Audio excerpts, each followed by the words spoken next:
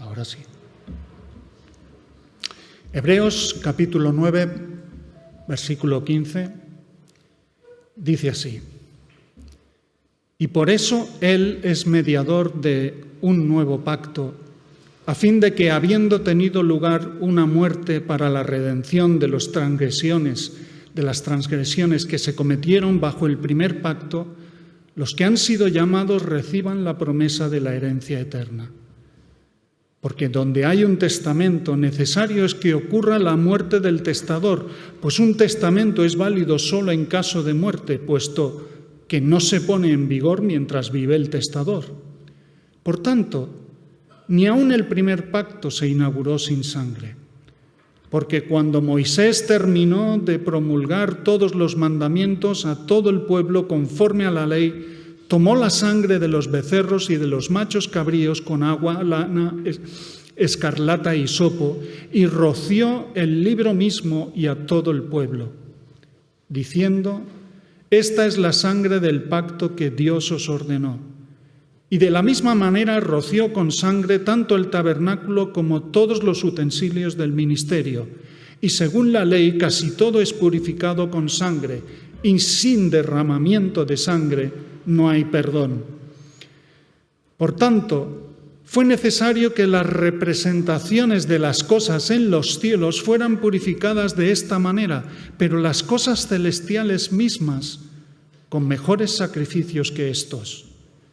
Porque Cristo no entró en un lugar santo hecho por manos, una representación del verdadero, sino en el cielo mismo, para presentarse ahora en la presencia de Dios por nosotros, y no para ofrecerse a sí mismo muchas veces como el sumo sacerdote entra en el lugar santísimo cada año con sangre ajena. De otra manera le hubiera sido necesario sufrir muchas veces desde la fundación del mundo, pero ahora, una sola vez, en la consumación de los siglos, se ha manifestado para destruir el pecado por el sacrificio de sí mismo.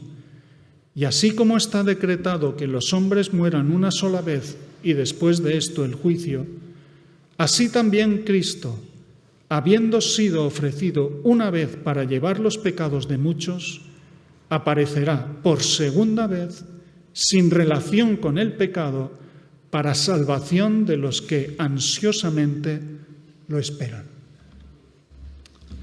No cabe duda, hay unas porciones en la Biblia que son porciones muy claras y podemos entenderlo desde el mismo primera palabra, y hay otras porciones simplemente muy densas.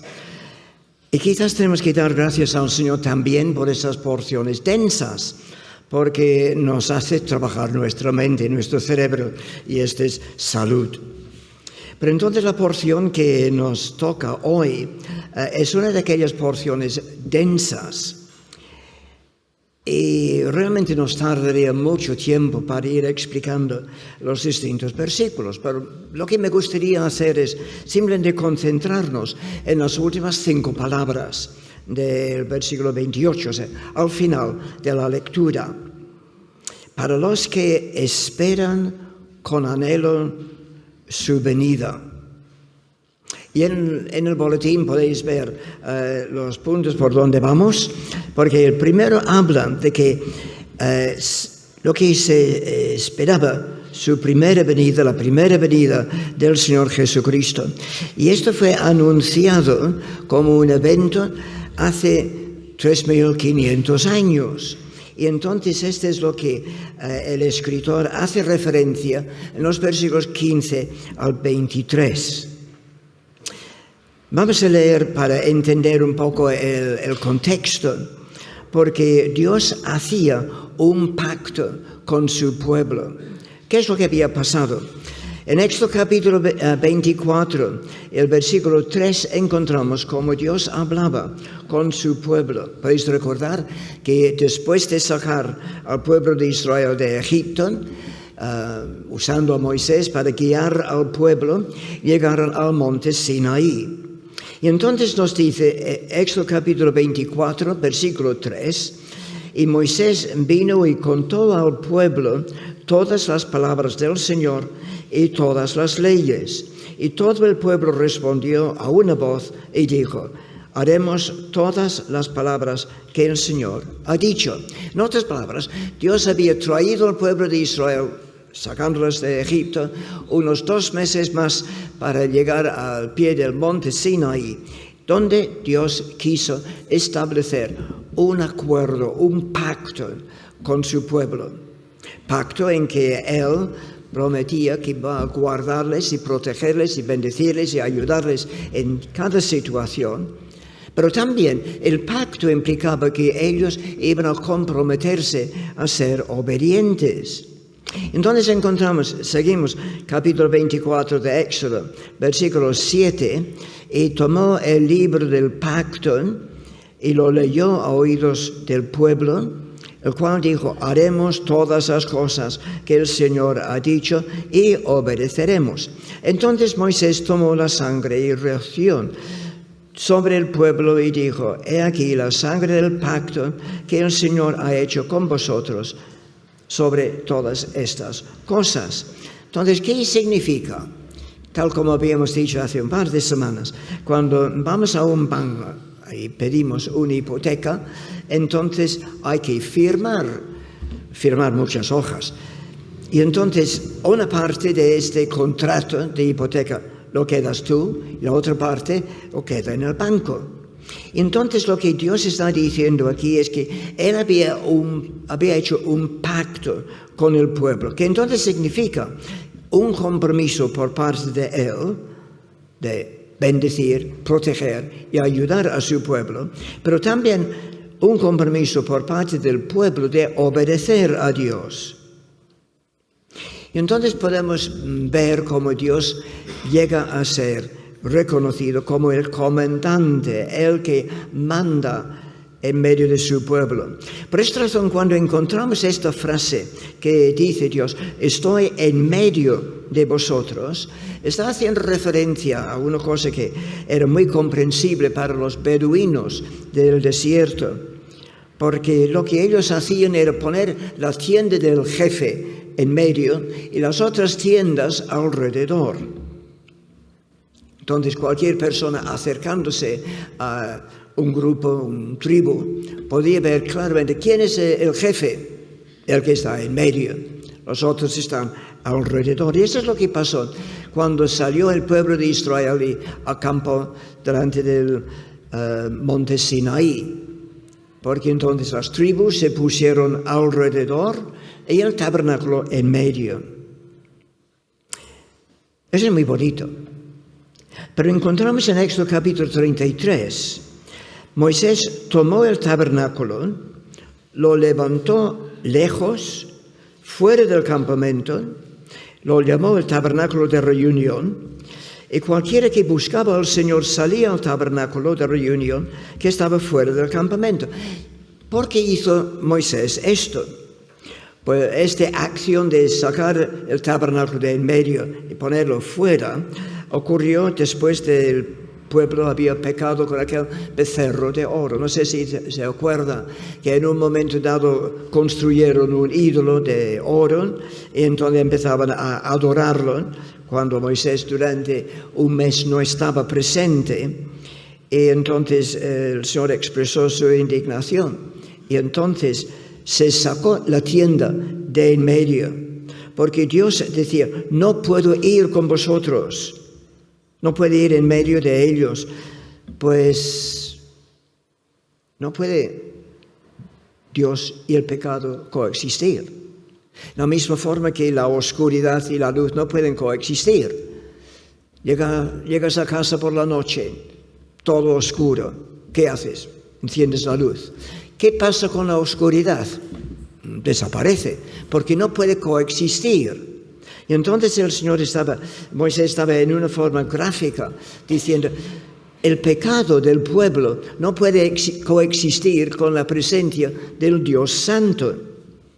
O sea, la presencia de Dios no puede estar en medio de un pueblo que rehúsa confesar y arrepentirse de su pecado. Entonces, simbólicamente se muestra que la comunión con Dios No puede mantenerse en medio de un pueblo impuro con pecado no confesado y no perdonado. Pero al ir sacando el tabernáculo de en medio, no solamente mostraba de que ahora Dios no es su jefe, que Dios no es el que manda en sus vidas, porque han sido desobedientes, sino también implica, al estar fuera, cualquier persona que realmente buscaba a Dios de toda sinceridad, entonces tiene que ir más allá de su propia comodidad. No podía estar en el campamento con todos los demás. Tenía que buscar al Señor. Es una de las razones por qué venimos a la iglesia. Porque aquí queremos escuchar al Señor, queremos adorarle como pueblo, como familia en este caso. Entonces, la tienda del jefe no está en medio de las tiendas de las tribus de Israel.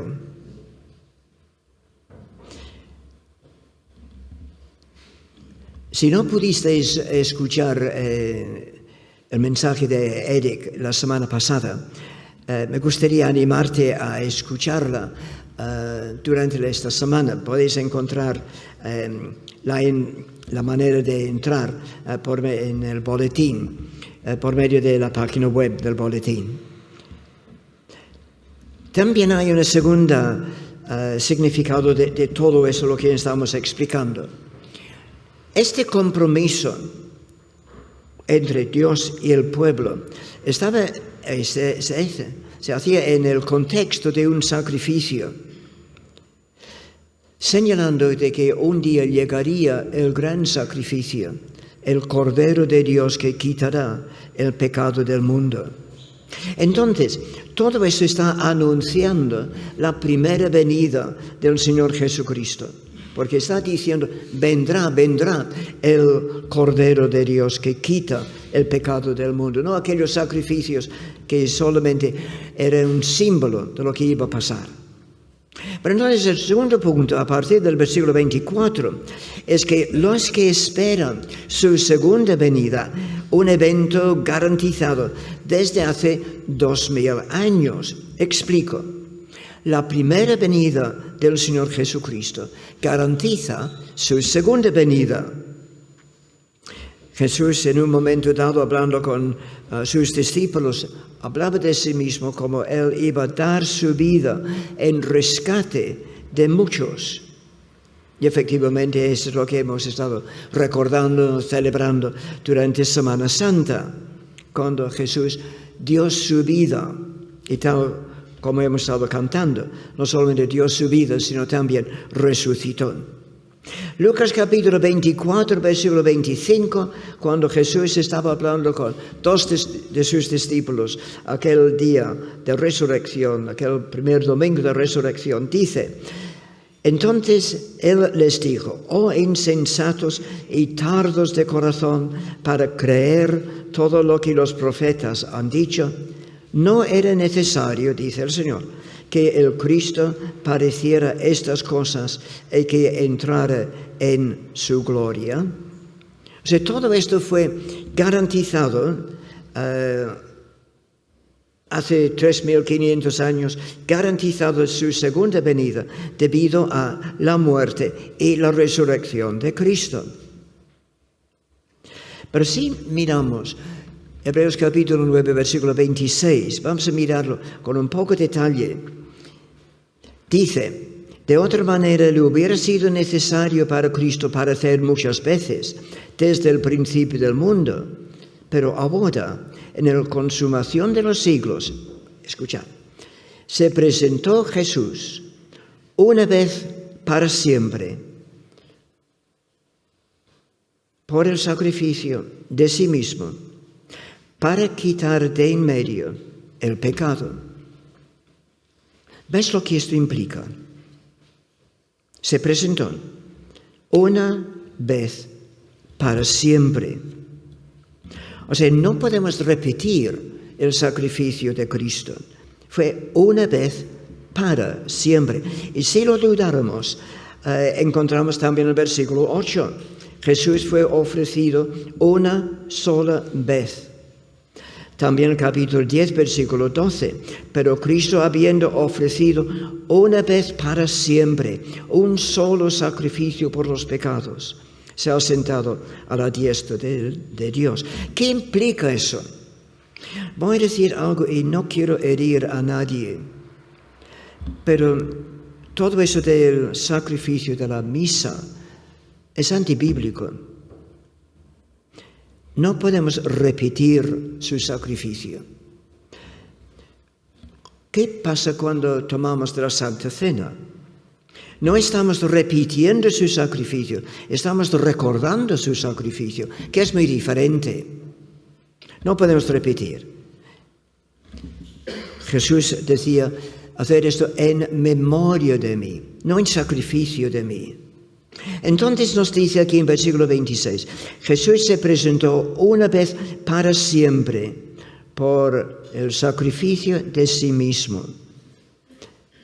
Un sacrificio único, no se puede repetir, pero también es un sacrificio de valor eterno, porque es un sacrificio para quitar de en medio del pecado. Se ofreció una vez para siempre. O sea, es suficiente para toda la eternidad el sacrificio que Cristo hizo en la cruz. Pero también es un sacrificio de eficacia total para quitar de en medio el pecado, suficiente para restaurar la paz, suficiente para restaurar la reconciliación con Dios. Sin Cristo estamos bajo la ira de la ley. Sin Cristo estamos bajo la ley porque todos hemos quebrantado muchas veces los 10 mandamientos. Y por lo tanto estamos bajo condenación.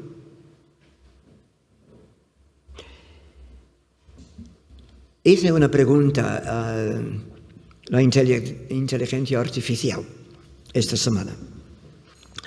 Hice la pregunta con toda sinceridad para saber cómo pensaba la Iglesia Católica.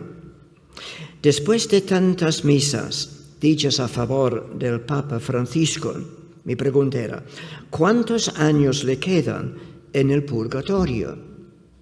Porque como sabéis, la Iglesia Católica enseña de que después de morir hay que pasar por el purgatorio antes de poder ir al cielo.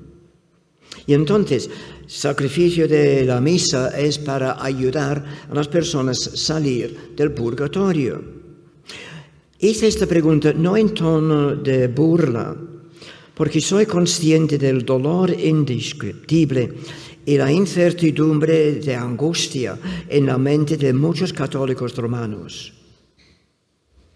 Me acuerdo de la respuesta, no sabemos. No, según la doctrina católica romana, no se sabe cuánto tiempo una persona puede estar en el purgatorio. En donde decía, según la doctrina católica romana, se tiene que ir mostrando amor, ir diciendo muchas misas, aún misas gregorianas, que son 30 misas seguidas, para esperar que la persona pueda salir. Pero no sabemos si sale o no, y cuánto tiempo tiene que estar. Todo esto me hacía recordar una frase de una señora en Sevilla. Me dijo personalmente, acudo al Evangelio porque a pesar de todas las misas dichas por el Papa, tanto, no me acuerdo del nombre que mencionó ella, que hace unos cuantos años, y después de tantas misas, y que todavía está en el purgatorio, pensando que nadie va a decir una misa a mi favor, decía esta señora, necesito oír el Evangelio que usted predica de la Biblia. Sí, porque la Biblia no menciona el purgatorio en ninguna parte. Y si fuera tan importante, uno pensaría que Jesús daría instrucciones en cuanto a poder salir del purgatorio.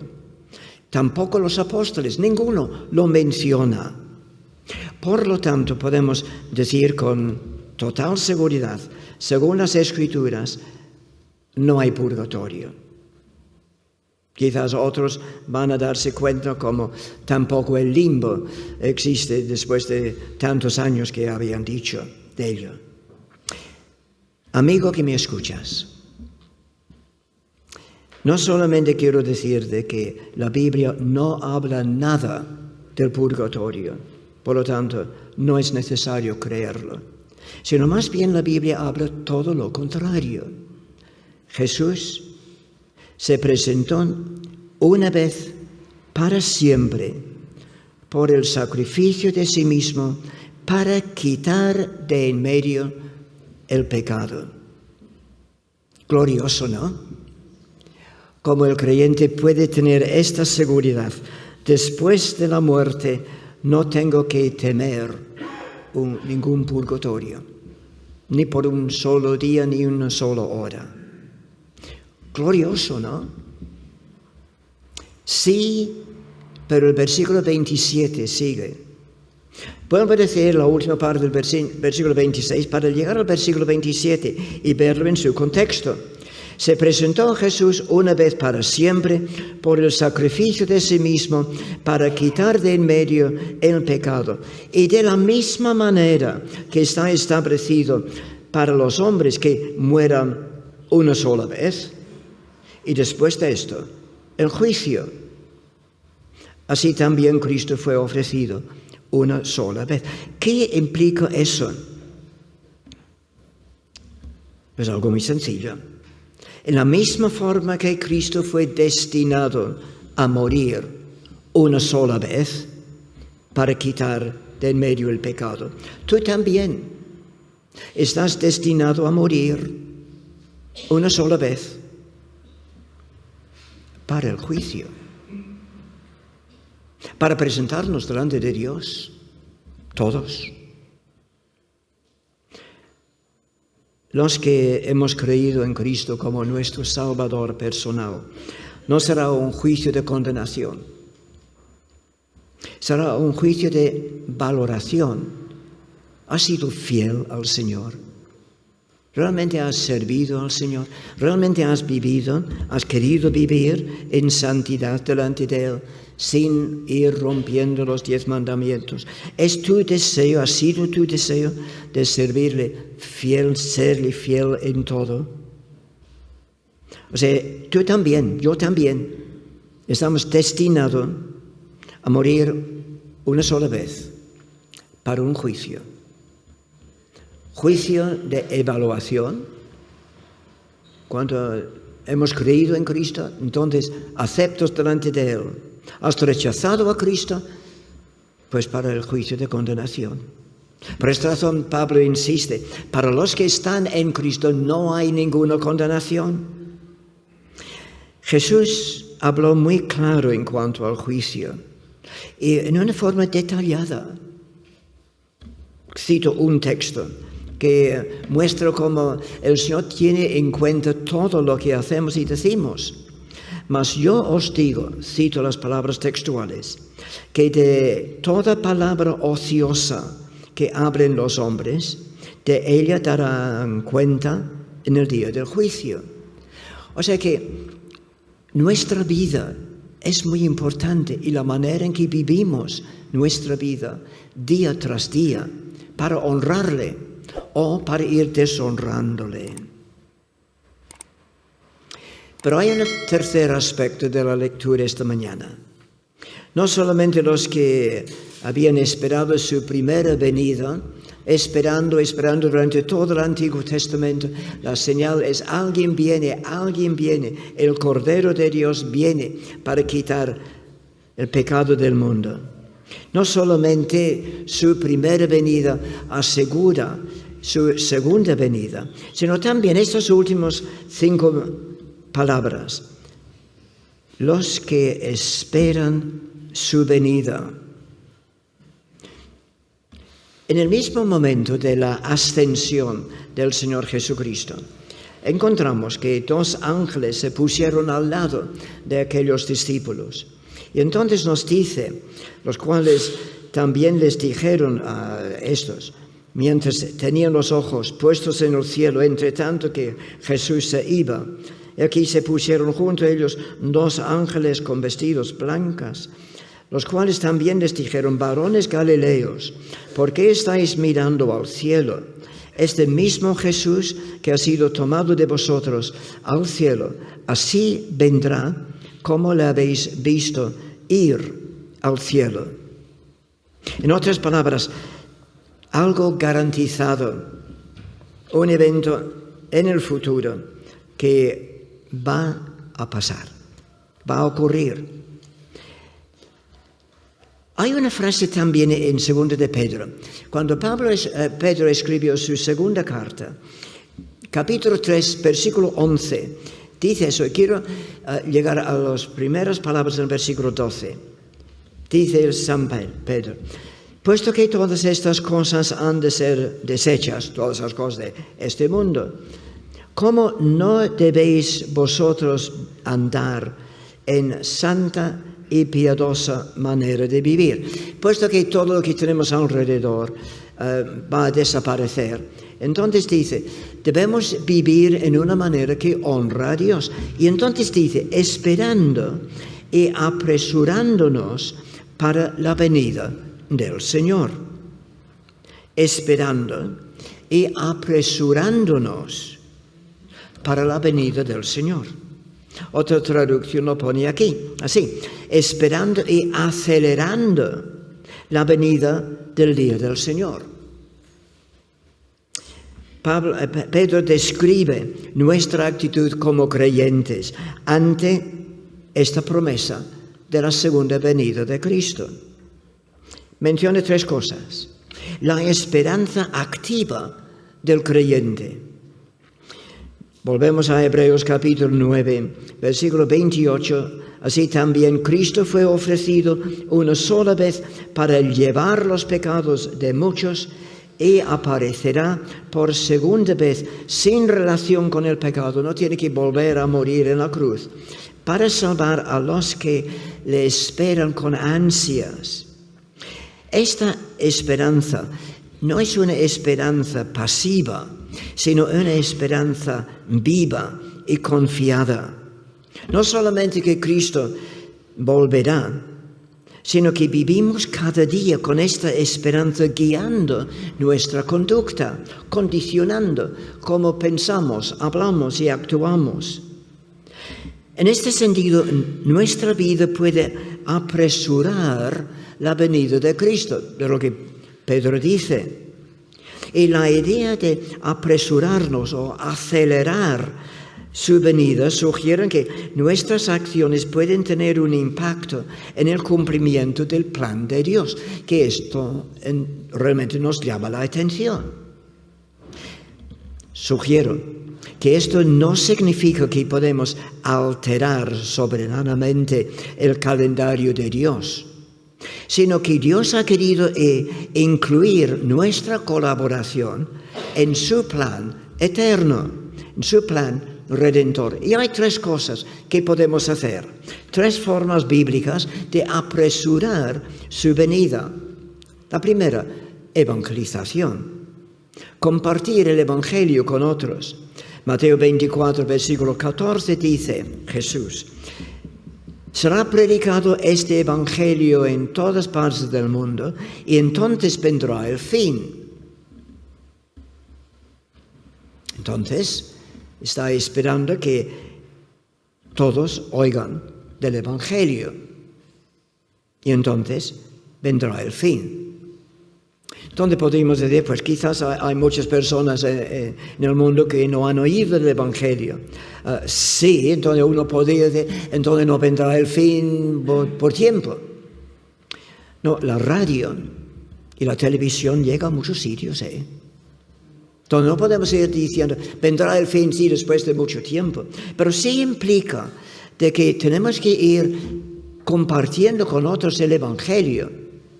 Los que están en tu mundo, tu mundillo de donde trabajas, o donde estudias, o entre tus vecinos. Y otra manera de acelerar su venida es la oración. ¿Cómo puedo decir eso? Penúltimo versículo de la Biblia, es la última oración. Dice, ven Señor Jesús, ven. Anhelamos y pedimos su regreso. Y otra manera son vidas santas. Eso es lo que estuvimos leyendo en 2 de Pedro capítulo 3. Porque el contexto habla de su segunda venida y cómo podemos acelerar, esperando y acelerando su venida. Y está diciendo eso en el contexto, cómo debemos llevar una vida santa, piadosa manera de vivir. O sea, vivir en obediencia a Dios. Vivir con urgencia nuestra vida espiritual. No hay lugar para el letargo espiritual. La Iglesia está llamada a ser una esposa que se prepara activamente para el encuentro con el Señor. Prepara activamente para tu encuentro con el Señor. Unas preguntas prácticas. ¿Estoy viviendo hoy como si Cristo pudiera volver mañana? O aún apretando un poco más. ¿Estoy viviendo hoy como si Cristo pudiera volver esta tarde? ¿Estoy compartiendo el Evangelio para que otras personas oigan de su peligro sin Cristo y lo que Cristo ha hecho? ¿Estoy limpiando mi vida de aquello que no honra a Dios? ¿Estoy viviendo esta esperanza viva, anhelando su segunda venida, desde hace quizás mucho tiempo? Desde el momento que conociste al Señor como tu Salvador personal, ¿estás viviendo con anticipación, anhelando su venida? Si no, ¿por qué no lo haces desde hoy? Es decir, Señor, de verdad, quiero vivir anhelando tu segunda venida. Quiero verte en toda tu gloria. Si no conoces al Señor como tu Salvador, ¿por qué no dices, Señor, quiero conocerte? Quizás he oído mucho de ti, pero no te conozco personalmente. Pues ven delante de Él. Hay que reconocer nuestro pecado, que hemos ofendido a Dios, y entonces pedir su perdón y recibir todo lo que Él es y recibir todo lo que implica que Él va mandando en mi vida. Que sea, si no antes, que sea desde ahora, que vais anhelando su segunda venida. Entonces, 3 preguntas vitales. ¿Qué importancia tiene todo esto en tu propia vida? ¿Te influye en las decisiones que tomas? ¿Influye en lo que compras de tu carrera? ¿Influye en tu matrimonio? O si no estás casado, ¿influye en cuanto a tu novio o tu novia? ¿Cumples con gozosa anticipación tu próximo encuentro con Cristo? Ojalá que sea así. Vamos a orar un momento.